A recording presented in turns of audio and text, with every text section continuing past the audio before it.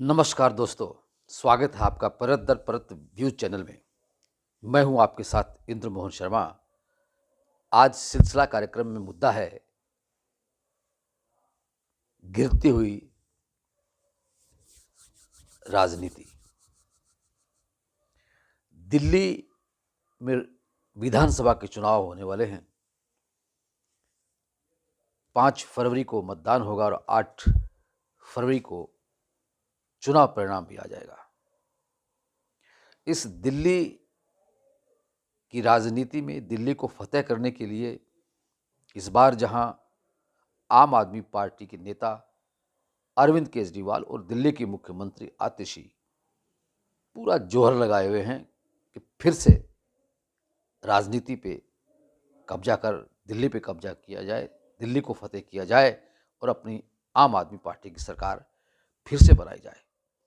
लेकिन बीजेपी किसी भी सूरत में केजरीवाल की सरकार या आम आदमी पार्टी की सरकार दिल्ली में फिर से बनने नहीं देना चाह रही है।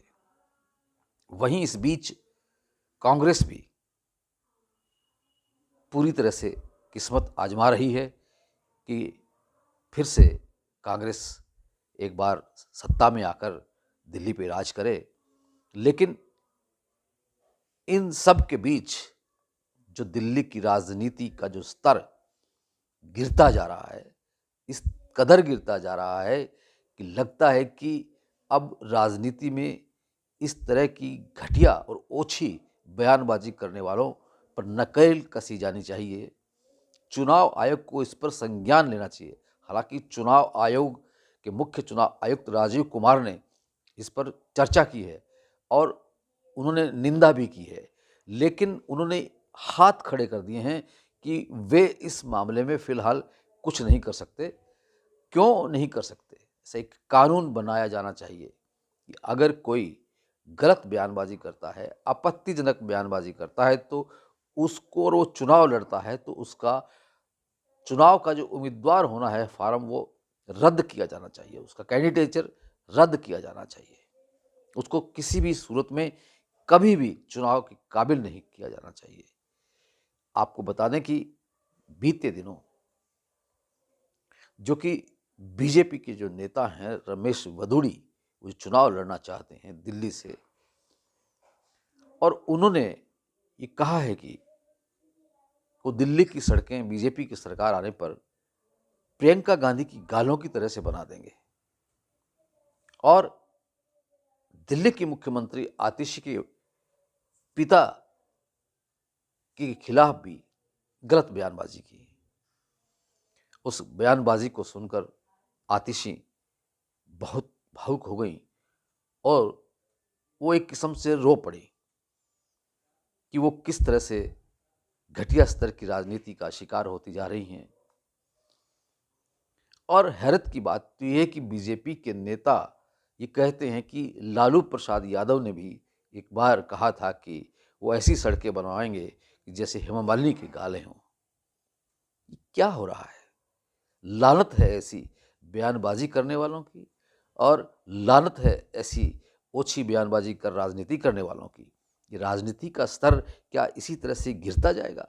कहाँ तक गिरेंगे ये लोग? ऐसे लोगों को पूरी तरह से इन पर नाकाबंदी की जानी चाहिए। इनको किसी भी सूरत में जीतने नहीं देना चाहिए और कानून ऐसा बनना चाहिए कि ऐसे उम्मीदवारों को चुनाव लड़ने के अयोग्य घोषित किया जाना चाहिए।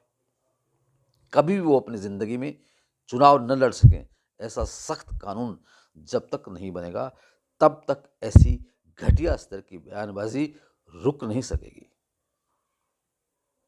चलिए इसके साथ साथ आपको बता दें कि सिरसा के रानिया विधानसभा क्षेत्र के अंदर भी एक नया उबाल आया है। इस सर्द मौसम में गर्म सियासत होने लगी है क्योंकि रानिया विधानसभा सदस्य के रानिया विधानसभा सीट से कांग्रेस के जो प्रत्याशी रहे थे सर्वमित्र कंबोज, उन्होंने अपील दायर की थी, उन्होंने याचिका दायर की थी जिसको स्वीकार कर लिया गया है और 8 बूथों की फिर से काउंटिंग की जाएगी, मतगणना की जाएगी और वो करीब 4000 वोटों से पराजित हुए थे इनेलो के प्रत्याशी अर्जुन चौटाला से। अर्जुन चौटाला बेशक रानिया से विधायक बन चुके हैं, लेकिन अब 8 बूथों की फिर से मतगणना होगी और वह मतगणना 9 जनवरी से शुरू होकर 13 जनवरी तक चलेगी और उसके बाद पता चलेगा कि उस मतगणना के आधार पर जीत किसकी होती है। बड़ा ही रोचक और बड़ा ही अजीब सा पहलू रानिया की राजनीति में आ गया है। चलिए, आज इतना ही, फिर किसी दिन आपसे मुलाकात करेंगे। तब तक के लिए इंद्रमोहन शर्मा को इजाज़त दीजिए। सर्द मौसम है, मौसम में आप अपनी सेहत का पूरा ख्याल रखिए। आपका बहुत बहुत शुक्रिया, बहुत बहुत धन्यवाद।